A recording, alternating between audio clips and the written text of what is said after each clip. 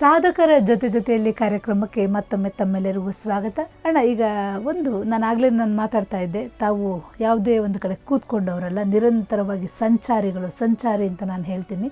ವಿಶ್ವಗುರು ಬಸವಣ್ಣನವರ ಸಂದೇಶವನ್ನು ಸಾರುವಂತಹ ನಿಟ್ಟಿನಲ್ಲಿ ಈ ಮತ್ತೊಂದು ಹೊಸ ಯೋಜನೆಯನ್ನು ತಾವು ಆಯ್ಕೆ ಮಾಡಿಕೊಂಡು ಅದರಲ್ಲಿ ಕಾರ್ಯಪ್ರವೃತ್ತರಾಗಿದ್ದೀರಿ. ಅದ್ರ ಬಗ್ಗೆ ಒಂದಷ್ಟು ಹೇಳಿ. ಈಗ ತಮ್ಮ ಕೇಳಿದ ಪ್ರಶ್ನೆ, ಇದೇ ತಿಂಗಳಂದರೆ ಇವತ್ತಿನಿಂದ 25 ದಿನಗಳ ಹಿಂದಿನ ದಿನಗಳಲ್ಲಿ ನಾನು ಮಹಾರಾಷ್ಟ್ರದಲ್ಲಿ ಬಸವೇಶ್ವರ ಸಂದೇಶ ಯಾತ್ರೆ ಅಂತ ಹೇಳಿ ಮುಗಿಸಿ ಬಂದಿದ್ದೇನೆ. ಅಲ್ಲಿ ಇಷ್ಟೇ, ಮಹಾರಾಷ್ಟ್ರದಲ್ಲಿರ್ತಕ್ಕಂತಹ ಆ ಜನರಲ್ಲಿ ರಕ್ತಗತವಾಗಿ ಭಕ್ತಿ ಪ್ರಧಾನವಾದ ರಾಜ್ಯ. ಎಲ್ಲರೂ ಕೂಡ ಸಂತ ಜ್ಞಾನೇಶ್ವರರಾಗಲಿ, ತುಕಾರಾಮರದಾಗಲಿ, ವಿಠ್ಠಲಂದಾಗಲಿ ಬಹಳ ಭಕ್ತಿಪ್ರಿಯರು ಜನ ಅಲ್ಲಿ. ತಮಗೆ ಗೊತ್ತಿರುವ ಹಾಗೆ ಬಸವಣ್ಣನವರು ಕೂಡ ಭಕ್ತಿ ಭಂಡಾರಿ ಬಸವಣ್ಣ. ಹೀಗಾಗಿ ಬಸವಣ್ಣವರು ಹೇಳ್ತಾರಲ್ಲ, ನಾದಪ್ರಿಯನಲ್ಲ ಶಿವನಲ್ಲ, ಅವೆಲ್ಲವನ್ನು ಹೇಳಿ ಕೊನೆಗೆ ಭಕ್ತಿಪ್ರಿಯ ನಮ್ಮ ಕೂಡಲ್ಲ. ಹಾಗೆ ಆ ಭಕ್ತಿಯನ್ನು ಸೂತ್ರವನ್ನಾಗಿ ತಗೊಂಡು ಅಲ್ಲಿ ಒಂದು ಕಾರ್ಯಕ್ರಮವನ್ನು ರೂಪಿಸಬೇಕು ಅಂತ ಹೇಳಿ ಸುಮಾರು 14 ಅಡಿ ಎತ್ತರದ ಬಸವ ಪುತ್ಥಳಿಯನ್ನು ಜೊತೆಗೆ ಒಂದು ರಥದ ಸ್ವರೂಪದಲ್ಲಿ ತಗೊಂಡು ಆ ರಾಜ್ಯದ 22 ಜಿಲ್ಲೆಗಳಲ್ಲಿ ನಾವು ಬಸವ ಪ್ರಜ್ಞೆಯನ್ನು ಜಾಗೃತ ಮಾಡುವ ಪ್ರಯತ್ನ ಮಾಡಿದ್ದೀವಮ್ಮ. ಬಸವ ಪ್ರಜ್ಞೆ ಅಂದಾಗ ಬಸವಣ್ಣ ಅಂದಾಕ್ಷಣ ಎಲ್ಲೋ ಒಂದು ಅಲ್ಲಿರ್ತಕ್ಕಂಥ ಇವತ್ತಿಗೂ ಕೂಡ ಇಷ್ಟು ವರ್ಷದಾಟದರೂ ಕೂಡ ಅಲ್ಲಿನ ಪೂರ್ಣ ಪ್ರಮಾಣದಲ್ಲಿ ಬಸವ ಪ್ರಜ್ಞೆ ಜಾಗೃತವಾಗಿಲ್ಲ. ಕಾರಣ ಇಷ್ಟು ವರ್ಷನೂ ಒಂದು ಶೈವ ಸಂಸ್ಕೃತಿಯ ಹಿನ್ನೆಲೆಯಲ್ಲಿ ಅವರು ಮಂದಿರಗಳಲ್ಲೇ ತಮ್ಮ ಒಂದು ಸಾಧನಾ ಕ್ರಮವನ್ನು ರೂಪಿಸ್ಕೊಂಡ್ಬಿಟ್ಟಿದ್ದಾರೆ. ಸಾಧನಾ ಕ್ರಮವೇ ಮಂದಿರವಾದಾಗ ಬಸವಣ್ಣನ ದೇಹವೇ ದೇವಾಲಯ, ಇಲ್ಲಿಂದ ಎಲ್ಲಿ ಒಂದಕ್ಕೊಂದು ಸಂಬಂಧವೇ ಇಲ್ಲ. ಭಾಳ ಕಷ್ಟದ ಕೆಲಸ. ಆದಾಗಲೂ ಕೂಡ ಈ ಬಸವಣ್ಣವರ ಪುತ್ಥಳಿಯನ್ನು ನೋಡಿ ತಾವು ಕೂಡ ಗಮನಿಸಿರಬೇಕು. ಪುತ್ಥಳಿಗಳಲ್ಲಿ 3 ರೀತಿಯ ಪುತ್ಥಳಿಗಳಿವೆ. ಒಂದು ಅಶ್ವಾರೂಢ ಬಸವೇಶ್ವರರ ಪುತ್ಥಳಿ, ಅಂದರೆ ಅದು ಕಾಯಕವನ್ನು ಪ್ರತಿಪಾದಿಸುವ ಪುತ್ಥಳಿ. ಎರಡನೇದು ಪೂಜ್ಯ ಮಾತೆ ಮಹಾದೇವಿಯವರು ಬಸವ ಕಲ್ಯಾಣದಲ್ಲಿ ಆ ಒಂದು 2ನೆಯ ವಚನ ಬರೀತಕ್ಕಂಥ ಬಸವಣ್ಣನವರ ಪುತ್ಥಳಿಯನ್ನು ಇಟ್ಟು ಬಸವಣ್ಣನವರ ಆ ಸಾಹಿತ್ಯ ದರ್ಶನವನ್ನು ಮಾಡಿಸ್ತಕ್ಕಂಥ, ವಚನ ಸಾಹಿತ್ಯವನ್ನು ದರ್ಶನ ಮಾಡಿಸ್ತಕ್ಕಂಥ ಪುತ್ಥಳಿ ಭಾಳ ಪ್ರಸಿದ್ಧವಾದ ಪುತ್ಥಳಿ. ಹಾಗೆ ಗದಗ್ನಲ್ಲಿಯೂ ಕೂಡ ಬಸವಣ್ಣನವರನ್ನು ಭಾಳ ಎತ್ತರದ ಬಸವಣ್ಣವ್ರನ್ನ ಮಾಡಿ ಕೈ ಮೇಲೆ ಮಾಡಿರೋದನ್ನು ತಾವು ಗಮನಿಸಿದ್ದೀರಿ. ಇದನ್ನು ನಾನು ಸ್ವಲ್ಪ ಎಲ್ಲೋ ಒಂದು ಕಡೆ ಸಮಾಜ ಈ ಧರ್ಮದ ಹಿನ್ನೆಲೆಯಲ್ಲಿ ಇತ್ತೀಚೆಗೆ ನಡೆದ ಗೊಂದಲಗಳನ್ನು ತಾವೆಲ್ಲ ಗಮನಿಸಿದ್ದೀರಿ.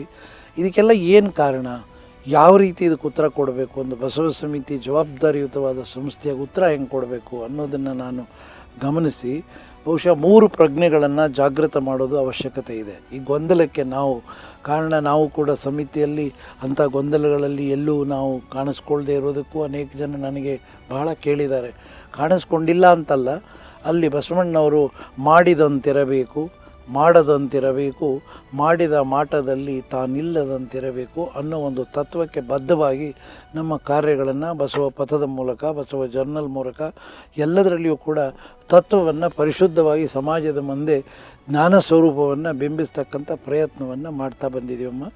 ಇಲ್ಲಿ ಮಹಾರಾಷ್ಟ್ರದಲ್ಲಿ ಹೋದ 25 ದಿನಗಳಲ್ಲಿ 22 ಜಿಲ್ಲೆಗಳಲ್ಲಿ ಪ್ರವಾಸ ಮಾಡಿ, ಇದು ಎಷ್ಟು ತಾಲೂಕುಗಳಿದೆ ಅಷ್ಟೂ ತಾಲೂಕುಗಳಿಗೆ ಹೋಗಿ, 100 ಹಳ್ಳಿಗಳಲ್ಲಿ ಹೋಗಿ ಅಲ್ಲಿ ಮಾಡಿದ್ದೇನು, ಮೊದಲನೇದ್ದು ಬಸವ ಪ್ರಜ್ಞೆ, ಎರಡನೇದ್ದು ವಚನ ಪ್ರಜ್ಞೆ, ಅಂದರೆ ಮರಾಠಿ ಭಾಷೆಯ ವಚನಗಳನ್ನು ಪ್ರತಿ ಮನೆಯಲ್ಲೂ ಇಡಬೇಕು.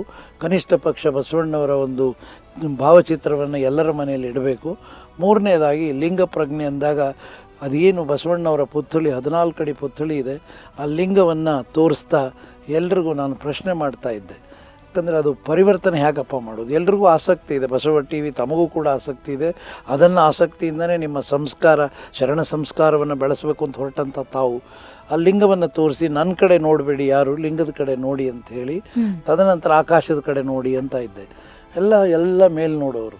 ನೋಡಿದಾಗ ಅದಕ್ಕೂ ಇದಕ್ಕೂ ಏನು ವ್ಯತ್ಯಾಸ ಇದೆ ಅಂತ ಹೇಳಿದಾಗ, ಇಲ್ಲ ಏನೂ ವ್ಯತ್ಯಾಸ ಇಲ್ಲ, ಒಂದೇ. ಆಗ ಅವರಿಗೆ ಅದರ ಮೂಲಕ ಜಗದಗಲ ಮುಗಿಲಗಲ ವಚನವನ್ನು ಅವರು ಮನಸ್ಸಿನಲ್ಲಿ ಇಳಿಸ್ತಾ ಇದ್ದೆ.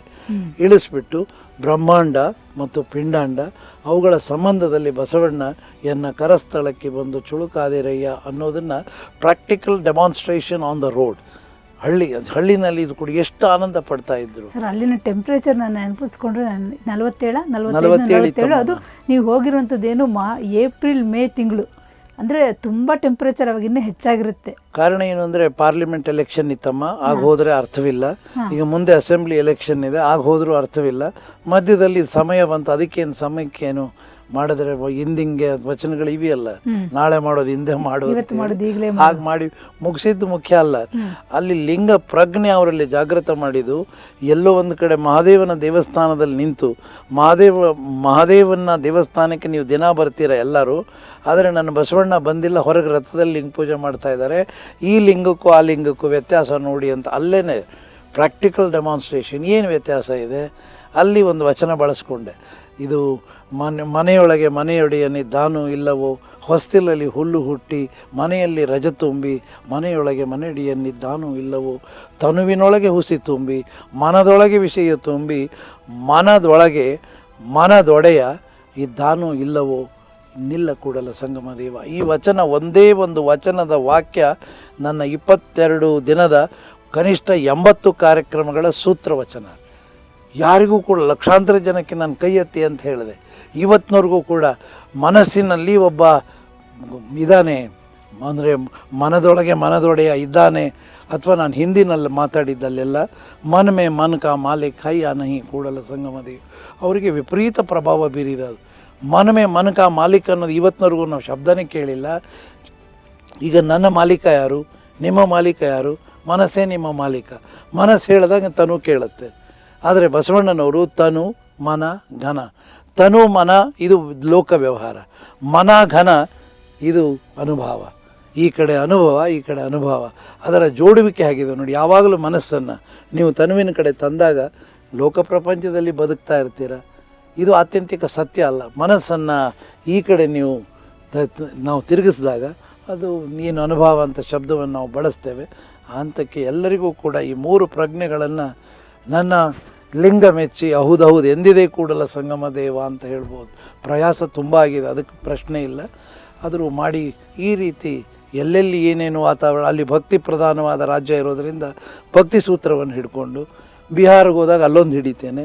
ಈಗ ಇದಕ್ಕೆ ನಾನು ನಾಳೆ ಇಲ್ಲ ನಾಡಿದ್ದು ಬಿಹಾರ ಪಟ್ನಾಗೆ ಹೋದಾಗ ಅಲ್ಲಿ ವಿಶ್ವಗುರು ಭಾರತ ಅಂತ ಒಂದು ಕಾರ್ಯಕ್ರಮ ಮಾಡಿ, ಅಲ್ಲಿ ಬುದ್ಧರ ಜನನ ಸ್ಥಾನ ಬಿಹಾರು, ಮಹಾವೀರನ ಜನನ ಸ್ಥಾನ ಬಿಹಾರು, ಅಲ್ಲಿ ಮಧ್ಯದಲ್ಲಿ ಬಸವಣ್ಣವರು, ಈ ಕಡೆ ಗುರುನಾನಕರು, ಈ ಕಡೆ ನಮ್ಮ ಸಂತ ಜ್ಞಾನೇಶ್ವರರು, ಎಲ್ಲ ದಾರ್ಶನಿಕರ ಜೊತೆ ಬಸವಣ್ಣನ ಮಧ್ಯದಲ್ಲಿಟ್ಟು ಇದು ವಿಶ್ವಗುರು ಆಗಬೇಕಾದಂಥದ್ದನ್ನು ಎಲ್ಲ ದರ್ಶನಗಳು ಇದೆ ಅಲ್ಲಿ ಬಸವಣ್ಣನ ಹೀಗೆ ವಿಶೇಷವಾದ ಕಲ್ಪನೆಗಳನ್ನು ರೂಪಿಸ್ತಾ ಇರ್ತೀನಮ್ಮ. ಅಣ್ಣ, ಈಗ ಇನ್ನೊಂದು ಇಷ್ಟೆಲ್ಲ ಈ ಪ್ರವಾಸದ ನಡುವೆ ಅಥವಾ ಈ ಕೆಲಸ ಕಾರ್ಯಗಳ ನಡುವೆ ತಮ್ಮ ವೈಯಕ್ತಿಕ ಜೀವನ ಅನ್ನೋಂಥದ್ದು ಒಂದಿದೆ. ಈಗ ಅದನ್ನು ನಾವು ಬಿಡೋ ಹಾಗಿಲ್ಲ.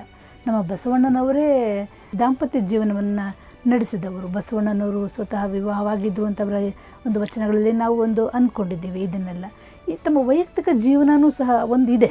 ಸಂಪೂರ್ಣವಾಗಿ ತಾವು ವಚನ ಸಾಹಿತ್ಯದ ಕಡೆಗೆ ಹೋದಾಗ ವೈಯಕ್ತಿಕ ಜೀವನವನ್ನು ಬದಿಗೊತ್ತಕ್ಕೂ ಸಹ ಆಗಲ್ಲ.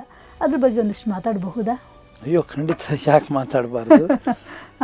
ನೋಡಿ, ನಾವು ಗೃಹಸ್ಥಾಶ್ರಮದಲ್ಲಿ ಇರಬೇಕಾದದ್ದು ಶರಣ ಸಂಸ್ಕೃತಿ. ಅದರ ಪ್ರಕಾರ ನನ್ನ ಮದುವೆಯಾಗಿ 52 ವರ್ಷಗಳಾಯಿತು. ಮಧ್ಯದಲ್ಲಿ ಇತ್ತೀಚೆಗೆ 15 ವರ್ಷಗಳಲ್ಲಿ 2 ಬಾರಿ ನನಗೆ ಹೃದಯಾಘಾತ ಆಗಿದೆ. ಆ ಸಂದರ್ಭದಲ್ಲಿ ನನ್ನ ಶ್ರೀಮತಿಯನ್ನು ನಾನು ಈ ರೀತಿ ನನ್ನ ಆರೋಗ್ಯದಲ್ಲಿ ವ್ಯತ್ಯಾಸ ಆಗಿದೆ, ಇದೇನೋ ದೊಡ್ಡ ಜವಾಬ್ದಾರಿ ಹೊತ್ತಿದ್ದೀನಿ, ಮುಂದೆ ಏನು ಮಾಡಲಿ ಅಂದಾಗ ಅವಳು ಹೇಳಿದ ಮಾತು, ಯಾವಾಗಲೂ ಸತಿಪತಿ ಒಂದಾದ ಭಕ್ತಿ ಅನ್ನೋ ಮಾತು ವಚನಗಳಲ್ಲಿ ಹೇಳ್ತಾನೆ ಇರ್ತೇವೆ. ಆದರೆ ನನ್ನ ಶ್ರೀಮತಿ ಕೊಟ್ಟ ಮಾತು, ಬಹುಶಃ ಅವಳು ಆ ಸಂದರ್ಭದಲ್ಲಿ ಆ ಹೇಳಿದ ಕ್ಷಣದಲ್ಲಿ ನನ್ನ ಗುರುವಾಗಿದ್ಲು. ಶ್ರೀಮತಿ ಆಗಿರಲಿಲ್ಲ. ಇದೇ ನಮ್ಮ ಬಸವಣ್ಣನವರ ಶರಣ ಸಂಸ್ಕೃತಿಯ ಹಿನ್ನೆಲೆ ಇದು. ನೀವು ಆಯ್ದಕ್ಕಿ ಮಾರಮ್ಮ ಅವೆಲ್ಲ ಇದೆಯಲ್ಲ, ಎಲ್ಲರೂ ಹಾಗೇನೆ ಅವರು ನಮ್ಮ ಮಾರ್ಗದರ್ಶನ ಮಾಡ್ತಾರೆ. ಆಗ ನನಗೆ ಹಾರ್ಟ್ ಅಟ್ಯಾಕ್ ಆಗಿ 1 ತಿಂಗಳಾಗಿ ಮನೆಯಲ್ಲಿದ್ದೀನಿ. ನನ್ನ ಶ್ರೀಮತಿ ನನಗೆ ಉತ್ತರ ಕೊಡ್ತಾಳೆ, ಕೋಟಿ ಜನರಿಗೆ ಒಂದು ಅವಕಾಶ ಸಿಕ್ಕದ್ದು, ನಿಮಗೆ ಕೋಟಿ ಜನರಿಗೆ ಸಿಗಲಾರದ್ದೊಂದು ಸಿಕ್ಕಿದೆ, ಇನ್ನು ಪ್ರಾಣಕ್ಕೆ ಹೆದರ್ತೀರೇನ್ರಿ, ಮಾಡ್ಕೊಂಡು ಹೋಗ್ರಿ, ಪ್ರಾಣ ಎಲ್ಲಾದರೂ ಹೋಗುತ್ತೆ. ಅದ್ರ ಬಗ್ಗೆ ಈ ಮಾತು ಹೆಣ್ಮಗಳಿಂದ ಬರಬೇಕಾದ್ರೆ ಅದು ಅಸಾಧ್ಯವಾದ ಮಾತು. ಅದು ಅವರು ಸಾಮಾನ್ಯ ಮಹಿಳೆ ಅಲ್ಲ ಅವರು. ಯಾಕಂದ್ರೆ ಖಂಡಿತವಾಗಿ ಸಾಮಾನ್ಯರಲ್ಲ ಅವ್ರು. ಯಾಕಂದ್ರೆ ಇಲ್ಲ, ಎಲ್ಲೂ ಹೋಗ್ಬೇಡಪ್ಪ, ಮನೇಲಿರು, ನೀನು ಆರೋಗ್ಯ ನೋಡ್ಕೋ, ನಿನ್ನ ಪಡೆಗೆ ನೀನು ನಿನ್ನ ಕೆಲಸನ ಬೇರೆಯವ್ರಿಗೆ ಹಚ್ಚು, ಅವ್ರು ನೋಡ್ಕೊತಾರೆ, ನೀವು ಆರಾಮಾಗಿರಿ ಅಂತ ಹೇಳೋಂಥದ್ದು ಸಾಮಾನ್ಯ ಅಲ್ಲ. ಇದಕ್ಕೂ ನನ್ನ ತಂದೆ ಕಾರಣ ಇದ್ದಾರೆ. ಒಬ್ಬ ಮುಖ್ಯಮಂತ್ರಿಯ ಮಗನಾಗಿ ಮದುವೆಗೆ ಹೆಣ್ಣು ನೋಡಿದ್ದು ಬಸವ ಕಲ್ಯಾಣದ ಒಂದು ಹಳ್ಳಿಯಿಂದ. ಆ ಸಂಸ್ಕಾರ ಉಳಿಲಿ ಅನ್ನೋದಕ್ಕೆ ಅಲ್ಲಿ ಒಂದು ಕನ್ಯೆಯನ್ನು ತಂದಾಗ ಆ ಕನ್ಯೆ ನನಗೆ ಇಂಥ ಸಂದರ್ಭದಲ್ಲಿ ನನ್ನ ಗುರುವಾಗಿ ಮಾರ್ಗದರ್ಶನ ಮಾಡಿದ್ಲಲ್ಲ, ಅದು ನಿಜಕ್ಕೂ ಆ ಸಂದರ್ಭ ನಾನು ಎಂದೂ ಮರೆಯೋಕ್ಕಾಗೋದಿಲ್ಲ. ಅದಾದ ಮೇಲೆ ಅವರೇ ನನ್ನ ಜೊತೆಗಿರ್ತಾರೆ, ಈಗ ಯಾವುದೇ ಕಾರ್ಯಕ್ಕೆ ಜೊತೆಗೆ ಬರ್ತಿರ್ತಾರೆ.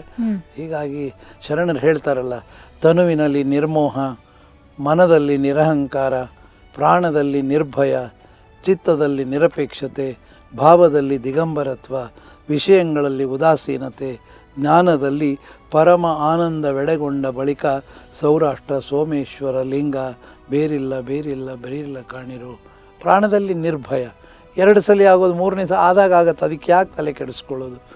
ನಾಳೆ ಇದೆ ಅನ್ನೋದಾದರೆ ನಾನು ಏನಾದರೂ ಇವತ್ತು ಸಾಧನೆ ಮಾಡಬೇಕು ಅನ್ನೋ ಛಲದಲ್ಲಿ ಛಲಬೇಕು. ಶರಣಂಗೆ ಪ್ರಸಾದ ದಿಟವೆಂಬ, ಇಂದಿಲ್ಲ ನಾಳೆ ಪ್ರಸಾದ ದಿಟ ಅನ್ನೋದು ಶರಣರು ಹೇಳಿ ಸುಳ್ಳು ನೋಡಿ, ಅದನ್ನು ಯಾರೂ ಬದಲಾಯಿಸೋಕ್ಕಾಗೋದಿಲ್ಲ. ಆ ನೆಲೆಯಲ್ಲಿ ಹಾಗೆ ಮುಂದೆ ಅಂದರೆ ನೀವು ಹೇಳಿದ ಮಾತು ಈ ಗೃಹಸ್ಥಾಶ್ರಮಲ್ಲಿ ಇದ್ದು ಇದರಲ್ಲಿ ಯಾಕೆ ಅಂತ ನೀವು ಕೇಳಿದ್ದು, ಅದಕ್ಕೆ ತಂದೆನೇ ಕಾರಣ. ಮತ್ತು ಬದುಕಿನಲ್ಲಿ I think I will put it in English, ನನ್ನ ತಂದೆ ಹೇಳ್ತಾ ಅರ್ಥ ಆಗ್ತಿರಲಿಲ್ಲ ನನಗೆ. One should have A detached attachment and never an attached detachment. ಅಂದರೆ ಉದಾಹರಣೆಗೆ ಅವರು ಉತ್ತರ ಕೊಡೋದಾದರೆ, ನಾನು ರಾಷ್ಟ್ರಪತಿ ಆಗಿದ್ದೇನೆ, ರಾಷ್ಟ್ರಪತಿಯ ಸಂದರ್ಭದಲ್ಲಿ ಇದು ನನ್ನ ಪರ್ಮನೆಂಟ್ ಅಲ್ಲ, ಏಳಬೇಕು ಅಂದ ಕ್ಷಣದಲ್ಲಿ ಏಳಬೇಕು. That is called as detached attachment. ಇದ್ದೂ ಇಲ್ಲದಂತೆ. ಆ ಇದ್ದೂ ಇಲ್ಲದಂತೆ, ನಾನಾಗಲೇ ಇನ್ನೊಂದು ಹೇಳಿದೆ, ಮಾಡಿದ ಮಾಟದಲ್ಲಿ ತಾನಿಲ್ಲದಂತೆ. ಹಾಗೆ ಬದುಕೋದನ್ನು ಕಲಿತಾಗ ಬಹುಶಃ ಗೃಹಸ್ಥ ಮತ್ತು ಶರಣ ಏನು ವ್ಯತ್ಯಾಸ ಏನಾಗೋದಿಲ್ಲ. ಹೀಗಾಗಿ ನನಗೂ 70 ದಾಟಿ 71ರಲ್ಲಿದ್ದೀನಮ್ಮ, ಇನ್ನೇನಿರುತ್ತೆ ಸಂಸಾರ ಹೇಳಿ. ಮತ್ತು ಒಂದು ತಮ್ಮ ಒಂದು ಬಹಳ ಅದೃಷ್ಟ ಮತ್ತು ಒಂದು ಬಸವಣ್ಣನ ದಯೆ, ಬಹಳ ಅರಿತು ನಡೆಯುವಂತಹ ಸತಿ ತಮ್ಮ ಜೀವನದಲ್ಲಿ ಬಂದಿರುವಂಥದ್ದು. ಅಷ್ಟೇ. ಮಕ್ಕಳು ತಾಯಿ ಅವ್ರು ಹಂಗೆ ಇದ್ದಾರೆ, ಸತ್ಯ ಶುದ್ಧ ಕಾಯಕ ಮಾಡಿಕೊಂಡು ಇವತ್ತಿನವರೆಗೂ ಅವರ ತಾತನ ಹೆಸರು ಯಾರೂ ಬಳಸಿಲ್ಲ, ಅಥವಾ ನಾನು ಹೀಗೆ ಸಮಾಜದಲ್ಲಿ ಓಡಾಡ್ತೀನಿ ನನ್ನ ಹೆಸರು ಬಳಸಿಲ್ಲ. ಶರಣ ಸಂಸ್ಕೃತಿಯಲ್ಲಿ ಅವರು ಸತ್ಯ ಶುದ್ಧ ಕಾಯಕವನ್ನು, ದೊಡ್ಡ ಮಗ ಸರ್ಜನ್ ಇದ್ದಾನೆ, ಅವನು ಹಾಗೇನೆ, ಸಣ್ಣವನು ಇನ್ನು ವ್ಯವಹಾರ ಮಾಡ್ತಾನೆ ಸಿದ್ದರಾಮ್ ಅಂಥೇಳಿ, 3ನೇವಳು ಭುವನೇಶ್ವರಿ ಅಂಥೇಳಿ, ಅವಳು ಗೃಹಿಣಿ ಆದರೂ ಕೂಡ ಅವಳು ಕೂಡ ಕಾಯಕ ಮಾಡಿ ತನ್ನ ಸಂಸಾರವನ್ನು ತೂಗಿಸುವಷ್ಟು ಆ ತತ್ವ. 3 ಮಕ್ಕಳು ಕೂಡ, ಮೊಮ್ಮಕ್ಕಳು 3 ಜನ ಇದ್ದಾರೆ. ಹೀಗಾಗಿ ಎಲ್ಲವೂ ಸಮಾಧಾನವಾಗಿರುವಾಗ ನಾನು ಯಾಕೆ ಅದರಲ್ಲಿ ಇಂಟರ್ಫಿಯರ್ ಮಾಡೋದು. ಭೇಟಿ ಆಗ್ತೇವೆ ಎಲ್ಲರನ್ನ. ಈಗ ಹೇಳಿದೆ, ಈಗ ತಾನೇ ನಾನು ಶೋಲಾಪುರಕ್ಕೋ ಮಹಾರಾಷ್ಟ್ರಗೋ, ಲಕ್ಷಾಂತರ ಜನ ಮಕ್ಕಳು ಕೂಡ ನಮ್ಮ ಮಕ್ಕಳಾಗ್ಬಿಡ್ತಾರಮ್ಮ. ಕಾರಣ ಇದು ನೀವು ಭಾವಲಿಂಗದಲ್ಲ ಸ್ಥಿತಿಯಲ್ಲಿ ಹೋದಾಗ ಸಂಪೂರ್ಣ ಜಗತ್ತೇ ನನಗೆ ಲಿಂಗವಾದಾಗ ನನ್ನ ಮಗ ಬೇರೆ, ಅವರು ಬೇರೆ, ಈ ಬೇರೆ ಇರೋಕ್ಕೆ ಸಾಧ್ಯ ಇಲ್ಲ. ತಮ್ಮ ಬಹಳಷ್ಟು ಕನಸುಗಳು ಒಂದು ಹಂತದಲ್ಲಿ ನೆರವೇರಿದೆ, ಆ ಒಂದು ಸಂತೋಷ ತಮ್ಮಲ್ಲಿ ನಾನು ನೋಡಿದ್ದೇನೆ. ಆದರೂ ಸಹ ಅವರು ತಾವು ಮಹತ್ವಾಕಾಂಕ್ಷಿ ಅಂದರೆ ತಮ್ಮ ವೈಯಕ್ತಿಕ ಜೀವನಕ್ಕಾಗಿ ತಾವು ಏನೋ ಒಂದು ಮಾಡ್ಕೋಬೇಕು, ಆಸ್ತಿ ಪಾಸ್ತಿಯಿಂದ ಯಾವತ್ತೂ ಹೊರಟವರಲ್ಲ. ನಿಸ್ವಾರ್ಥವಾಗಿ ತಾವು ಶರಣರ ಒಂದು ಸೇವೆಯನ್ನು ಮಾಡ್ತಾ ಇದ್ದೀರಿ. ಇನ್ನೂ ಒಂದಷ್ಟು ಕನಸುಗಳನ್ನ ಕಂಡುಕೊಂಡಿದ್ದೀರಿ, ಆ ರೀತಿ ಮಾಡ್ಬೋದಿತ್ತು, ಇನ್ನೊಂದು ಮಾಡ್ಬೋದು ಅನ್ನೋಂಥದ್ದೇನಾದ್ರು? ಹೌದಮ್ಮ. ಇವತ್ತಿನ ವಾಸ್ತವ ಪ್ರಪಂಚವನ್ನು ನೋಡಿದಾಗ ಶರಣ ಸಂಸ್ಕೃತಿ ವಿಕಾಸ ಎಲ್ಲಿ ತೊಂದರೆಗಳಾಗ್ತಾಯಿವೆ ಅನ್ನೋದನ್ನು ನಾನು ಅನುಭವಿಸಿ ವಿಚಾರ ಮಾಡ್ತೇನೆ. ಕಾರಣ ಕೇರಳ ರಾಜ್ಯದಲ್ಲಿ ಹೋದಾಗ ಶರಣ ಸಂಸ್ಕೃತಿಯ ನೆಲೆ ಎಲ್ಲವೂ ಬೇರೆಯೇ ಇವೆ. ಆಂಧ್ರಕ್ಕೆ ಬಂದಾಗ ಬೇರೆಯೇ ಇದೆ, ತಮಿಳುನಾಡು ಬಂದಾಗ ಬೇರೆಯೇ ಇದೆ. ಆದರೆ ಇದು ಸೂತ್ರ ಕೊಟ್ಟಂಥ, ಶರಣರು ಕೊಟ್ಟಂತಹ ಆ ಲಿಂಗ ತತ್ವದ ಅರಿವೇ ಇಲ್ಲದಂತೆ ಎಷ್ಟೋ ಜನ, ಈಗ ನೀವು 8 ಕೋಟಿ ಲಿಂಗಾಯತರು ಇದ್ದಾರೆ ಎಂದಾಕ್ಷಣ ಜನ ಚಪ್ಪಾಳೆ ತಟ್ಟೋದನ್ನು ನಾನು ನೋಡಿದ್ದೇನೆ. ಆದರೆ 8 ಕೋಟಿ ಜನರಲ್ಲಿ ಎಷ್ಟು ಜನ ಶಿವಯೋಗ ಸಾಧನೆ ಮಾಡ್ತಾ ಇದ್ದಾರೆ ಅಂತ ಕೇಳಿದಾಗ ನಾಚಿಕೆಗೇಡಾಗುತ್ತೆ. ನಾನು ಈ ಶಬ್ದ ಬಳಸೋದಕ್ಕೆ ಸ್ವಲ್ಪ ಇದು ಮಾಡ್ತಾ ಇಲ್ಲ, ಯಾಕಂದ್ರೆ ನೋಡಿ ಬರ್ತಾ ಇದ್ದೀನಿ ನಾನು. ಒಂದು 2% ಜನನೂ ಲಿಂಗಧಾರಣೆ ಇಲ್ಲದೆ ಇರುವಾಗ ಈ ಶಿವಯೋಗವೇ ಇಲ್ಲದೆ ಇವ್ರು ಯಾವ ಲಿಂಗಾಯತರು ಬೇಕಲ್ಲ. ಅದಕ್ಕೇನಾದರೂ ಲಿಂಗ, ಯಾವುದಕ್ಕಾಗಿ ಲಿಂಗ ಕೊಟ್ಟರು ಶರಣರು? ಬಸವಣ್ಣನವರ ಎಲ್ಲೋ ಒಂದು ಲಿಂಗಾಯತ ಧರ್ಮವನ್ನು ಮಾಡೋದಕ್ಕಾಗಿ ಬಸವಣ್ಣ ಲಿಂಗ ಕೊಟ್ಟಿಲ್ಲ. ಅದು ವೈಶ್ವವಿಕ ದರ್ಶನ. ಏನಿದೆ ವೈಶ್ವವಿಕ ದರ್ಶನ? ಜಗತ್ತಿನಲ್ಲಿ 750 ಕೋಟಿ ಜನ ಇದ್ದಾರಮ್ಮ, ತಮಗೆಲ್ಲರಿಗೂ ಗೊತ್ತು. ಹಾಗೆ 750 ಕೋಟಿ ಜನರಲ್ಲಿಯೂ ಸಹ ಪ್ರಾಣ ಇದೆ. ಪ್ರಾಣ ಇಲ್ಲದ ವ್ಯಕ್ತಿ ಅವನು ಹೆಣನೆ. ಆದರೆ ಪ್ರಾಣ ಇರ್ತಕ್ಕಂಥ ಪ್ರತಿಯೊಬ್ಬ ವ್ಯಕ್ತಿಯ ಪ್ರಾಣವನ್ನು ಪ್ರಾಣಲಿಂಗವನ್ನಾಗಿ ಪರಿವರ್ತಿಸ್ತಕ್ಕಂತಹ ಅದ್ಭುತವಾದ ಶಿವಯೋಗ ಸಾಧನೆಯನ್ನು ನೀಡಿದ್ದಾರಲ್ಲ, ತನ್ನ ಮೂಲಕ ಎಲ್ಲೋ ಇವರಾಗಬೇಕು, ಲಿಂಗಾಯತರು ಮಾತ್ರ ಲಿಂಗ ಸಾಧನೆ ಅಲ್ಲ. ಅಲ್ಲಿ ಜಗತ್ತಿನಲ್ಲಿ ಯಾರೇ ಒಬ್ಬ ವ್ಯಕ್ತಿ ಪ್ರಾಣವನ್ನು ಪ್ರಾಣಲಿಂಗ ಮಾಡಿ ಪ್ರಾಣಲಿಂಗದ ಮೂಲಕ ಭಾವಲಿಂಗಕ್ಕೆ ಹೋಗಿ ಭಾವಲಿಂಗದ ಮಹಾಲಿಂಗದ ಕಡೆ ಐಕ್ಯ ಸ್ಥಿತಿಗೆ ದರ್ಶನ ಕೊಡ್ತಾರಲ್ಲ, ಬಹುಶಃ ಇದು ಅದ್ವಿತೀಯವಾದದ್ದು, ಅಪ್ರಮಾಣವಾದ ಒಂದು ಚಿಂತನೆ. ಇದನ್ನು ಬೆಳೆಸುವಾಗ ಎಲ್ಲೋ ಮತ್ತೆ ಸೀಮಿತಗೊಂಡು ಆ ಲಿಂಗದ ಬಗ್ಗೆ ತಾತ್ಸರತೆಯನ್ನು ಸಮಾಜದಲ್ಲಿ ಗಮನಿಸ್ತಾ ಇದ್ದೇನೆ. ವಚನಗಳನ್ನು ಎಷ್ಟೋ ಜನ ಈಗ ಡಿಜಿಟಲ್ ಅಂದ್ಕೊಂಡು ಮೊಬೈಲ್ಗಳಲ್ಲಿ ಫಾರ್ವರ್ಡ್ ಮಾಡ್ತಾರೆ ಒಬ್ರಿಗೊಬ್ಬರು.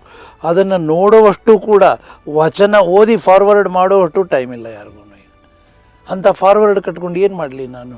ವಚನವನ್ನು ಓದಬೇಕು, ಮುಂದೆ ಫಾರ್ವರ್ಡ್ ಮಾಡಲಿ. ನೋಡೋದೇ ಇಲ್ಲ. ಕೆಲವರು ನೋಡ್ತಾರೆ, ನೋಡೋದಿಲ್ಲ ಅಂತಲ್ಲ. ಆದರೆ ಹೆಚ್ಚಾಗಿನ ಜನ ಬಂತ ಫಾರ್ವರ್ಡ್ ಮಾಡು ಫ್ರೆಂಡ್ಸ್ಗೆ, ಗ್ರೂಪ್ಸ್ಗೆ. ಆ ವಚನನೇ ಓದದೇ ಇದ್ದಾಗ, ಲಿಂಗವನ್ನೇ ಕಟ್ಟದೇ ಇದ್ದಾಗ, ವಚನ ಪ್ರಜ್ಞೆ ಇಲ್ಲ, ಬಸವ ಪ್ರಜ್ಞೆ, ಬಸವಣ್ಣ ಬೇಕು ಎಲ್ರಿಗೂ. ಸುಮ್ಮನೆ ಒಂದು ಹೆಸರಿಗೆ ಭಾಷಣ ಮಾಡೋದಕ್ಕೆ ಡಾಕ್ಟ್ರೇಟ್ ತಮಗೆ ಗೊತ್ತಿರ್ಬೋದು. ಇಲ್ಲಿವರೆಗೂ ಕರ್ನಾಟಕದಲ್ಲಿ 1,000 ಡಾಕ್ಟ್ರೇಟ್ಸ್ ಆಗಿವೆಮ್ಮ. 1,000 ವಚನ ಸಾಹಿತ್ಯದ ಮೇಲೆ 1,000ದ ಮೇಲೆ ಡಾಕ್ಟರೇಟ್ಸ್ ಆಗಿವೆ. ಇದನ್ನು ನಾನು ವೀರಣ್ಣ ರಾಜೂರವ್ರ ಹತ್ರ ಕೇಳಿಕೊಂಡೇ ನಾನು ಹೇಳ್ತಾ ಇದ್ದೇನೆ. 10,000ದ ಮೇಲೆ ಕರ್ನಾಟಕದಲ್ಲಿ ಗ್ರಂಥಗಳು ಬಂದಿವೆ. ಮಹಾರಾಷ್ಟ್ರ ಈಗ ತಾನೇ ಬಂದ ರಾಜ್ಯದಲ್ಲಿ 24 ಡಾಕ್ಟರೇಟ್ ಆಗಿವೆ. ಅಲ್ಲೂ 1,000ಕ್ಕಿಂತ ಹೆಚ್ಚು ಗ್ರಂಥಗಳು ಬರ್ತಾ ಇವೆ. ಅಂದರೆ ಏನಿರಬೇಕು ಇದರಲ್ಲಿ? ಅದೇನು ನನಗೆ ಕಾಶ್ಮೀರದಲ್ಲಿ ಹೇಳಿದವರು ಆ ಇನ್ಸಾನಿಯತ್ ಕಾ ಖಜಾನ ಅಂದ್ರಲ್ಲ, ಆ ಖಜಾನದ ಕೀಲಿಕೈ ಎಲ್ಲಿದೆ ಅಂದರೆ ಇಷ್ಟಲಿಂಗದಲ್ಲಿದೆ. ಇದನ್ನು ಬಿಟ್ಟಾಗ ನಿಮಗೆ ಕೀಲಿಕೈ ಇಲ್ಲ, ಖಜಾನೆ ಇಲ್ಲ. ಕೇವಲ ಮಾತಾಡಿದ್ರೆ ಸಾಕಾಗಲ್ಲ. ಬಹುಶಃ ನಮ್ಮ ಯುವ ಪೀಳಿಗೆಗೆ ಅರವಿಂದ್ ಜತ್ತಿ ಸರ್ ಅವ್ರು ಮಾಡ್ತಿರುವಂಥ ಒಂದು ಪ್ರಯಾಸ ಏನಿದೆ ಅದು ಅವರಿಗೆ ತಲುಪಬೇಕು. ಈ ನಿಟ್ಟಿನಲ್ಲಿ ಬಸವ ವಾಹಿನಿ ಸಹ ಬಹಳಷ್ಟು ಕೆಲಸ ಕಾರ್ಯಗಳನ್ನು ಮಾಡ್ತಾಯಿದೆ. ಅಣ್ಣವರ ಬಸವ ಸಮಿತಿಯಲ್ಲಿ ನಡೆಯುವಂಥ ಉಪನ್ಯಾಸಗಳನ್ನು ನಾವು ಪ್ರಸಾರ ಮಾಡ್ತಾ ಇದ್ದೀವಿ. ಮತ್ತು ಈ ಒಂದು ವಿಚಾರ ಬಂದಾಗ ನಾನು ನಿರಂತರವಾಗಿ ಬಸವ ಸಮಿತಿಯಲ್ಲಿ ನಿರಂತರವಾಗಿ ಪ್ರತಿ ಸೋಮವಾರ ಕಾರ್ಯಕ್ರಮಗಳು ನಡೆಯುವಂಥದ್ದು. ಸುಮಾರು ಒಂದು 10,000ಕ್ಕೂ ಹೆಚ್ಚು ಉಪನ್ಯಾಸಗಳು ಬಹುಶಃ ನಡೆದಿದೆ ಅಂತ ನಾನು ಅನುಭವಿಸಿದ್ದೇನೆ. 34 ವರ್ಷದಿಂದ ನಡೀತಾ ಎಂದೂ ತಪ್ಪಿಲ್ಲ. ನಿರಂತರವಾಗಿ ಒಂದು ಬಸವ ಜಯಂತಿ ಎಂದು ವಿಶೇಷವಾದಂಥ ಕಾರ್ಯಕ್ರಮಗಳಾಗುತ್ತೆ. ಇಷ್ಟೆಲ್ಲವೂ ನಡೀತಾನೆ ಇದೆ.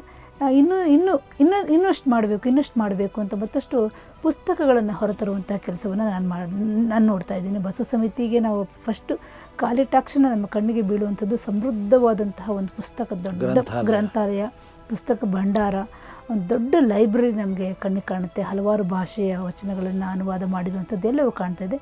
ಈ ನಮ್ಮ ಪ್ರಕಟಣೆಗಳ ಬಗ್ಗೆ ಒಂದಿಷ್ಟು ಮಾತಾಡ್ಬೋಣ. ಇದು ಪ್ರಕಟಣೆ ಅನ್ನೋದು ಸುಮಾರು 37ನೇ ವರ್ಷ ಇರಬೇಕು ಬಸವ ಪಥ ಬಂದು. ಇಲ್ಲಿವರೆಗೂ ಕೂಡ ಮಾಸಿಕವಾಗಿ 37 ವರ್ಷಗಳಿಂದ ಸತತವಾಗಿ ಬರಬೇಕಾದ್ರೆ ಹೌದು, ಅದು ಎಷ್ಟೋ ಪತ್ರಿಕೆಗಳು ನಿಂತೋಗುತ್ತಮ್ಮ. ಆಮೇಲೆ ಇದು 43 ವರ್ಷದಿಂದ ಬರ್ತಾ ಇದೆ. ಇದಕ್ಕಿಂತ 2 ವರ್ಷ ಹಿಂದೆ 45 ವರ್ಷದಿಂದ ಇಂಗ್ಲೀಷ್ನಲ್ಲಿ ಬಸವ ಜರ್ನಲ್ ಬರ್ತಾ ಇದೆ. ಸುಮಾರು 30 ವರ್ಷದಿಂದ ಹಿಂದಿ ಭಾಷೆಯಲ್ಲಿ ಬಸವ ಮಾರ್ಗ ಬರ್ತಾ ಇದೆ. ಮರಾಠಿ ಭಾಷೆ ಇವತ್ತೇನಾದರೂ ಮಹಾರಾಷ್ಟ್ರದಲ್ಲಿ ಬಸವ ಪ್ರಜ್ಞೆ ಜಾಗೃತ ಆಗ್ತಾ ಇದೆ ಅಂತ ಯಾರಾದರೂ ಅಂದರೆ ಅದು ಬಸವ ಪಥದ ಮೂಲಕ. ಕೊಲ್ಲಾಪುರದಲ್ಲಿ ಬಾಳಾಸಾಹೇಬ್ ಪಾಟೀಲ್ ಅಂತ ಒಬ್ಬ ಸಾಮಾನ್ಯ ವ್ಯಕ್ತಿ, ಅವನ ಶರಣ ನಿಷ್ಠೆ, ಅವನ ಭಕ್ತಿ ಪ್ರಧಾನವಾದ ನೆಲೆಯನ್ನು ನೋಡಿದಾಗ ಅವನ ಮೂಲಕ ಇಡೀ ಮಹಾರಾಷ್ಟ್ರ ಬೆಳೀತಾ ಇದೆ. ಆಂಧ್ರ ಪ್ರದೇಶಕ್ಕೆ ಪ್ರಯತ್ನ ಮಾಡಿದೆ, ಆದರೆ ಆ ದೇವಾಲಯ ಸಂಸ್ಕೃತಿಯಿಂದ ಜನ ಹೊರಗೆ ಬರೋದಕ್ಕೆ ಎಲ್ಲೋ ನನಗೆ ಭಾಳ ಕಷ್ಟ ಆಗ್ತಾಯಿದೆ. ಅಂದರೂ ಈಗ ತೆಲಂಗಾಣ ರಾಜ್ಯದಲ್ಲಿ ಚೆನ್ನಾಗಿ ಬೆಳೀತಾ ಇದೆ. ಹೀಗೆ ಈ ಪ್ರಕಟಣೆಗಳ ಮೂಲಕ ವಿಕಾಸ ಮಾಡುವ ಪ್ರಯತ್ನ ಮಾಡ್ತೇವೆ. ಆದರೆ ನನಗೆ ಅನ್ನಿಸ್ತದೆ ಈಗ ಈ ವಿಚಾರ ಏನೋ ಭಾಳ ಅದ್ಭುತವಾಗಿ ಎಲ್ಲರೂ ಪ್ರಚಾರ ಮಾಡಬೇಕು ಅಂತ ಹೊರಟಿದ್ದೇವೆ. ಆಚರಣೆಗಳು ಇಲ್ಲದೇ ಇರುವಾಗ ಅದಕ್ಕೊಂದು ಏನಾದರೂ ಮಾಡಿ ಒಂದು ತರಬೇತಿ ಕೇಂದ್ರ ಮಾಡಬೇಕು ಅನ್ನೋ ಆಶಯವನ್ನು ಇಟ್ಕೊಂಡಿದ್ದೀನಮ್ಮ. ಬಸವ ಸಮಿತಿಯ ವ್ಯವಸ್ಥೆಗಳಲ್ಲಿ ಒಂದು ಒಳ್ಳೆಯ ತರಬೇತಿ ಕೇಂದ್ರ, 1 ತಿಂಗಳು ತಮಿಳುನಾಡಿಗೆ, 1 ತಿಂಗಳು ಕೇರಳಕ್ಕೆ, 1 ತಿಂಗಳು ಆಂಧ್ರಕ್ಕೆ, ಈ ರೀತಿ ಎಲ್ಲ ರಾಜ್ಯಗಳ 12 ತಿಂಗಳಲ್ಲಿಯೂ ಕೂಡ ಎಲ್ಲ ಈ ಶರಣ ಸಂಸ್ಕೃತಿಯ ಒಂದು ತರಬೇತಿ ಅನೇಕ ಭಾಷೆಗಳಲ್ಲಿ ಇಟ್ಕೊಂಡು ಮಾಡಬೇಕು ಅಂತ ಹೇಳಿ ಒಂದು ವಿಶೇಷವಾದ ಕಲ್ಪನೆಯನ್ನು ಇಟ್ಕೊಂಡಿದ್ದೀನಿ. ಇಡೀ ದೇಶದ ಎಲ್ಲ ಭಾಷೆಗಳ ಪಠ್ಯದಲ್ಲಿ ಶರಣ ಸಂಸ್ಕೃತಿಯನ್ನು ಅಳವಡಿಸ್ತಕ್ಕಂಥ ಪ್ರಯತ್ನಕ್ಕೆ ಈಗಾಗಲೇ ನಾವು ಪ್ರಯತ್ನ ಪಟ್ಟಿದ್ದೇವೆ. ಬಹುಶಃ ಮುಂದೆ ಆಗ್ತಕ್ಕಂಥ NCERT ನೆಕ್ಸ್ಟ್ ಮೀಟಿಂಗಲ್ಲಿ ಶರಣ ಸಂಸ್ಕೃತಿ ಅಳವಡಿಸೋದಕ್ಕೆ ಸಾಧ್ಯ ಇದೆ. ಅದರ ಜೊತೆಗೆ ದೇಶದ ಎಲ್ಲ ಗ್ರಂಥಾಲಯಗಳಲ್ಲಿಯೂ ಕೂಡ ವಚನಗಳು ಲಭ್ಯ ಆಗುವ ಹಾಗೆ ಪ್ರಧಾನಮಂತ್ರಿಗಳ ಪತ್ರದೊಂದಿಗೆ ಅಲ್ಲೇ ಎಲ್ಲ ಹೋಗಿದೆ. ಈಗಾಗಲೇ ಪೂರ್ವೋತ್ತರ ಭಾರತ ಏನಿದೆ ಅಲ್ಲೆಲ್ಲ ಲೈಬ್ರರಿಗಳಲ್ಲಿ ಯಾವ ಯಾವ ದೇಶದ ಲೈಬ್ರರಿಯಲ್ಲಿ ನಾವು ನಮ್ಮ ನೋಡ್ತೀವಿ? ದೇಶ ಅಲ್ಲ ನಾನು ಹೊರದೇಶಗಳು ನಾನು ಹೊರದೇಶಗಳಲ್ಲಿ ನಾನು ಕೈ ಹಾಕಿಲ್ಲಮ್ಮ ಇನ್ನು ಲೈಬ್ರರಿ ಮಟ್ಟಕ್ಕೆ. ಯಾಕಂದರೆ ನಮ್ಮ ಇಂಗ್ಲೀಷ್ ಗುಣಮಟ್ಟ ಅಂತಾರಾಷ್ಟ್ರೀಯ ಗುಣಮಟ್ಟಕ್ಕೆ ಇರಬೇಕಾಗತ್ತೆ. ಅದಕ್ಕೂ ಒಂದು ನಾನು ನೆಲೆ ಕೂಟಾಕಿದ್ದೀವಿ. ಒಂದು ಗ್ಲೋಬಲ್ ಬಸವ ಫೆಡರೇಷನ್ ಅಂತ ಹೇಳಿ ಇದೇ ಹೋದ ತಿಂಗಳು ಮಾರ್ಚ್ 27ಕ್ಕೇನೋ ನಾವು ಆಸ್ಟ್ರೇಲಿಯಾದ ಮೆಲ್ಬರ್ನ್ನಲ್ಲಿ ಅಂದರೆ ಈ ಜಗತ್ತಿನಲ್ಲಿರ್ತಕ್ಕಂಥ ಎಲ್ಲ ಬಸವ ಸಂಘಟನೆಗಳ ಒಂದು ಸಮೂಹ ಮಾಡಿ ಡಿಜಿಟಲ್ ಮೂಲಕ ಎಲ್ಲರನ್ನು ಒಗ್ಗೂಡಿಸಿ ಅದರ ಮೂಲಕ ಅಂದರೆ ಅಂತಾರಾಷ್ಟ್ರೀಯ ಮಟ್ಟದ ಗ್ರಂಥಗಳನ್ನು ಹೊರತರಬೇಕು ಅಂತ ಆ ನಿರ್ಣಯ ಮಾಡಿ ಈಗಾಗಲೇ ನಾವು ಅದರಲ್ಲಿ ಕೆಲಸ ಮಾಡ್ತಾಯಿದ್ದೇವೆ. ಅದು ಬಹುಶಃ ಇನ್ನೊಂದು 2 ವರ್ಷದಲ್ಲಿ ಅಂತಾರಾಷ್ಟ್ರೀಯ ಮಟ್ಟದ ಗ್ರಂಥಗಳು ಬೇಕಾಗ್ತವೆ. ಈಗೆಲ್ಲ ರಾಷ್ಟ್ರಮಟ್ಟಕ್ಕೆ ಸೂಕ್ತವಾಗಿವೆ, ಆದರೆ ಅಂತಾರಾಷ್ಟ್ರ ಮಟ್ಟಕ್ಕೆ ಇನ್ನೂ ಬೆಳಿಬೇಕಾದದ್ದು ಸ್ವಲ್ಪ ಸಮಯ ಬೇಕು. ಡಿಜಿಟಲ್ ಮೆಥಡಾಲಜಿಗೆ ಅದಕ್ಕೂ ಒಂದು ವಿಶೇಷವಾದ ಅಂತರಂಗಿಕವಾಗಿ ಒಂದು ಸಮಿತಿಯನ್ನು ಮಾಡಿ ದಿ ಅಲ್ಟಿಮೇಟ್ ಇವತ್ತೇನಿದೆ ಸಂಶೋಧನೆ ಆಗಿದೆ ಆ ನೆಲೆಯಲ್ಲಿಯೂ ಕೂಡ ಬಸವ ಸಮಿತಿ ಸನ್ನದ್ಧವಾಗ್ತಾ ಇದೆ. ಅದರ ಜೊತೆಗೆ ಒಂದು ಮ್ಯೂಸಿಕ್ ಅಂತಲೇ ಮ್ಯೂಸಿಕ್ಕಾಗಿ ಒಂದು ಡಿಪಾರ್ಟ್ಮೆಂಟ್ ಮಾಡಿ ವಚನಗಳನ್ನು ವಚನ ನಾದ ಧ್ಯಾನ ಲಿಂಗಾನುಸಂಧಾನ ಅದೇ ವಿಶೇಷವಾದ ಕಾರ್ಯಾಗಾರ ಮಾಡಿ ಅದು ದೇಶದ ಎಲ್ಲ ಭಾಷೆಗಳಲ್ಲಿಯೂ ಕೂಡ ವಚನಗಳು ಸಂಗೀತ ರೂಪದಲ್ಲಿ ಬರಬೇಕು ಅಂತಲೂ ಪ್ರಯತ್ನ ಇದೆ. ಮಾಡಬೇಕಾದ ಕಾರ್ಯ ಬೆಟ್ಟದಷ್ಟಿದೆಯಮ್ಮ, ಸಮಯ ಕಡಿಮೆ ಇದೆ, ಮಾಡ್ತಾ ಒಂದು ಸ್ನೇಹಿತರ ಶರಣ ಬಂಧುಗಳೇ, ಅರವಿಂದ್ ಜತ್ತಿ ಸರ್ ಅವರು ಎಷ್ಟೆಲ್ಲ ಕೆಲಸ ಕಾರ್ಯಗಳನ್ನು ಮಾಡಿದ್ದಾರೆ. ಹಾಗೆ ನೋಡಿದ್ರೆ ದೇಶ ವಿದೇಶಗಳಲ್ಲಿ ವಿಮಾನಗಳಲ್ಲಿ ಅವರು ಹಾರಾಟವನ್ನು ಮಾಡಿದ್ದಾರೆ, ಬೇರೆ ಬೇರೆ ಕಡೆ ಸಂಚಾರ ಮಾಡಿದ್ದಾರೆ. ಇಷ್ಟೆಲ್ಲ ಇದ್ದರೂ ಸಹ ನೀವು ನಿಜವಾಗ್ಲೂ ಅವರ ಮನಸ್ಸಿನ ಹತ್ತಿರ ಹೋಗಿ ನೋಡಿದಾಗ ಅರವಿಂದ್ ಜತ್ತಿಯವರು ಅತ್ಯಂತ ಸಾಧಾರಣವಾದಂತಹ ಒಂದು ಸರಳವಾದಂತಹ ಜೀವನವನ್ನು ನಡೆಸ್ತಾನೂ ಸಹ ಇದ್ದಾರೆ. ನೀವು ಏನಾದರೂ ಬಿ ಡಿ ಜತ್ತಿಯವರ ಒಂದು ವೈಯಕ್ತಿಕ ಜೀವನವನ್ನು ನೋಡಿದಾಗ ಅವರ ಪತ್ನಿ ಅವರೇ ತಮ್ಮ ಮನೆಗೆ ಬೇಕಾದಂತಹ ತರಕಾರಿನ ಹಚ್ಕೊಂಡು ಕಾಯಿ ಪಲ್ಯನ ಹಚ್ಕೊಂಡು ಅವರೇ ಅಡುಗೆ ಮಾಡ್ತಾಯಿದ್ದು, ಅವ್ರ ಮನೆ ಕೆಲಸವನ್ನು ಅವರೇ ಸಣ್ಣ ಸಣ್ಣ ಪುಟ್ಟದಾಗಿ ಮಾಡ್ಕೋತಾ ಇದ್ದು. ಅಂತಹ ದೊಡ್ಡ ಹುದ್ದೆಗೆ ಏರಿದಂತಹ ಜತ್ತಿ ಸರ್ ಅವರು ಸಹ ಅತ್ಯಂತ ಸರಳ ಜೀವಿಗಳಾಗಿದ್ದರು. ಯಾವತ್ತೂ ಒಂದು ಕಂಫರ್ಟ್ಸು ಒಂದು ಲಕ್ಸುರಿ ಜೀವನವನ್ನು ಯಾವತ್ತೂ ನೋಡಿದವರು, ಅವ್ರಿಗೆ ಅವಕಾಶಗಳಿತ್ತು. ಅದೇ ಮಾರ್ಗದಲ್ಲಿ ಅರವಿಂದ್ ಜತ್ತಿಯವರು ಸಹ ನಡೆದುಕೊಂಡು ಬರ್ತಾ ಇದ್ದಾರೆ. ತಮ್ಮ ಈ ಜೀವನ ಶೈಲಿ ಬಗ್ಗೆ ನನಗೊಂಚೂರು ಆಸಕ್ತಿ. ಎಷ್ಟೊತ್ತಿಗೆ ಹೇಳ್ತೀರಿ? ಏನಾದರೂ ಲೈಫ್ ಟೈಮ್ ಟೇಬಲ್ ಅಂತ ಹಾಕ್ಕೊಂಡಿರ್ತೀರಿ? ಏನು ಊಟ ಮಾಡ್ತೀರಿ? ಎಷ್ಟೊತ್ತಿಗೆ ಮಲಗ್ತೀರಿ? ಇದೆಲ್ಲನೂ ನಮ್ಮ ಯುವಕರಿಗೆ ಒಂದಿಷ್ಟು ಪಾಠ ಆಗಲಿ. ಆಗಲಿ ತಮ್ಗೆ ಹೇಳಿದೆ, ತನು ಮನ ಘನ ಈ 3 ಅಂಶಗಳನ್ನು ಇಟ್ಕೊಳ್ಳಿ. ಮನ ಯಾವಾಗಲೂ ಕೂಡ ಮನ ತನುವನ್ನು ಕೆಲಸ ಮಾಡಿಸ್ತಾ ಇರ್ತದೆ. ಆ ಮನ ಘನದಲ್ಲಿ ನಿರಂತರವಾಗಿ ಮನನದಲ್ಲಿದ್ದಾಗ ಈ ತನುವಿನ ಕಡೆ ಹೆಚ್ಚಿಗೆ ಆಸಕ್ತಿ ಇರೋದಿಲ್ಲ. ಹೀಗಾಗಿ ಘನದಲ್ಲೇ ಇದ್ದಾಗ ನಮ್ಮ ಶರಣ ಸಂಸ್ಕೃತಿಯ ನೆಲೆ ಅದು. ಶರಣ ಮತ್ತು ಐಕ್ಯ ಸ್ಥಿತಿಯಲ್ಲಿ ಎಲ್ಲರಿಗೂ ಭಕ್ತಿ ಇರ್ತದೆ. ಭಕ್ತಿಯಿಂದ ಮಹೇಶ ಪ್ರಸಾದಿ ಪ್ರಾಣಲಿಂಗಿಯಾಗಿ ಶರಣ ಐಕ್ಯ ನಿರಂತರ ಮನನ. ನಾನು ಏನೇ ಕಾರ್ಯ ಮಾಡ್ತೀನಿ ಆ ಶರಣರ ಕಾರ್ಯ ಮಾಡ್ತೇನೆ, ಸಮಾಜಕ್ಕೆ ಒಳ್ಳೆಯದಾಗಲಿ ಕಾರ್ಯ ಆಗಲಿ ಅಂತಕ್ಕಂಥ ಹಿನ್ನೆಲೆಯಲ್ಲಿ ಮಾಡುವಾಗ ಇದು ಯಾವುದೂ ಎಚ್ಚರ ಯಾವಾಗ ಆಗ್ತೀಯ ಬಿಟ್ಟಾಗ ಶರಣರು ಹೇಳ್ಕೊಡ್ತಾರಲ್ಲ, ಮಲಗಿದಾಗ ಶಿವರಾತ್ರಿ ಎಲ್ಲ ಹೇಳ್ಕೊಡ್ತಾರೆ. ಆದರೆ ನಾನು ಹೇಳೋದು ಬಿಡೋದು ಅಷ್ಟು ಮುಖ್ಯ ಅಲ್ಲಮ್ಮ. ನಿರಂತರವಾದ ಮನನದಲ್ಲಿ ಹೆಚ್ಚಿನ ಸಮಯವನ್ನು ಈ ಮನನದಲ್ಲಿ ನಾನು ಕಳೀತೇನೆ. ಯಾಕಂದರೆ ಬರೀ ಪುಸ್ತಕ ಓದಿ ಆ ಪುಸ್ತಕದ ಬದನೆಕಾಯಿ ಅಂತೀವಲ್ಲ, ಆ ರೀತಿ ಆಗದೇನೆ ಯಾವುದೋ ಒಂದು ವಚನದ ಒಂದು ಶಬ್ದ ಹಿಡ್ಕೊಂಡು ತಿಂಗಳುಗಟ್ಟಲೆ ನಾನು ಮನನ ಮಾಡ್ತೇನೆ. ತಿಂಗಳುಗಟ್ಟಲೆ ನನಗೆ ತಿಳಿಯೋವರೆಗೂ ಅದನ್ನು ಬಿಡೋದಿಲ್ಲ. ಹೀಗಾಗಿ ಅದು ಅದು ವಿಶೇಷವಾಗಿ ಮಕ್ಕಳ ಜೊತೆ ವ್ಯಕ್ತಿತ್ವ ವಿಕಸನ ಮಾಡಬೇಕಾದಾಗ ಆ ಮಕ್ಕಳ ಹೃದಯಕ್ಕೆ ಮುಟ್ಟಿಸ್ಬೇಕು ಅಂತ ನಾನು ಮಾಡೋ ಪ್ರಯತ್ನ ಇದೆಯಲ್ಲ, ಆ ಮಕ್ಕಳ ವ್ಯಕ್ತಿತ್ವ ವಿಕಸನ ಆಗುವ ಸಂದರ್ಭದಲ್ಲಿ ನನ್ನ ವ್ಯಕ್ತಿತ್ವ ವಿಕಾಸ ಆಗ್ತಾಯಿದೆ. ನನಗೆ ಯಾರಾದರೂ ವ್ಯಕ್ತಿತ್ವ ವಿಕಸನ ಮಾಡಿದರೆ ಮಕ್ಕಳೇ ಮಾಡಿದಾರಮ್ಮ. ಸ್ನೇಹಿತರ ಶರಣ ಬಂಧುಗಳೇ, ಇದುವರೆಗೂ ಸಾಧಕರ ಜೊತೆ ಕಾರ್ಯಕ್ರಮದಲ್ಲಿ ಶ್ರೀಯುತ ಅರವಿಂದ್ ಜತ್ತಿ ಸರ್ ಅವರು ತಮ್ಮ ಮನಸ್ಸಿನ ಮಾತುಗಳನ್ನು ಒಂದು ತೆರೆದ ಪುಸ್ತಕದಂತೆ ನಮ್ಮ ಮುಂದೆ ಬಿಚ್ಚಿಟ್ಟಿದ್ದಾರೆ. ಅವರ ಸಾಧನೆಯನ್ನು ಕೇಳ್ತಾ ಇದ್ದರೆ ಮತ್ತಷ್ಟು ಕೇಳಬೇಕು ಅಂತಲೇ ಅನಿಸುತ್ತೆ. ಅದರ ಸಮಯದ ಅಭಾವ ಇದೆ. ನಮ್ಮೊಂದಿಗೆ ಇದುವರೆಗೂ ತಮ್ಮ ವಿಚಾರಗಳನ್ನು ಹಂಚಿಕೊಂಡಂತಹ ಶ್ರೀಯುತ ಅರವಿಂದ್ ಜತ್ತಿ ಸರ್ ಅವರಿಗೆ ಬಸವ ಟಿವಿಯ ಪರವಾಗಿ ತಮ್ಮೆಲ್ಲರ ಪರವಾಗಿ ತುಂಬ ಹೃದಯದ ಧನ್ಯವಾದಗಳು. ಶರಣಾರ್ಥಿ. Thank you. ಇವತ್ತಿನ ಈ ಕಾರ್ಯಕ್ರಮವನ್ನು ಮುಗಿಸ್ತಾ ಇದ್ದೇವೆ. ನಿರಂತರವಾಗಿ ನೋಡ್ತಾ ಇರಿ ಶ್ರೀ ಬಸವ ಟಿವಿ. ಇದು ಸಂಸ್ಕಾರದ ಬೆಳಕು. ಎಲ್ಲರಿಗೂ ಶರಣಾರ್ಥಿ.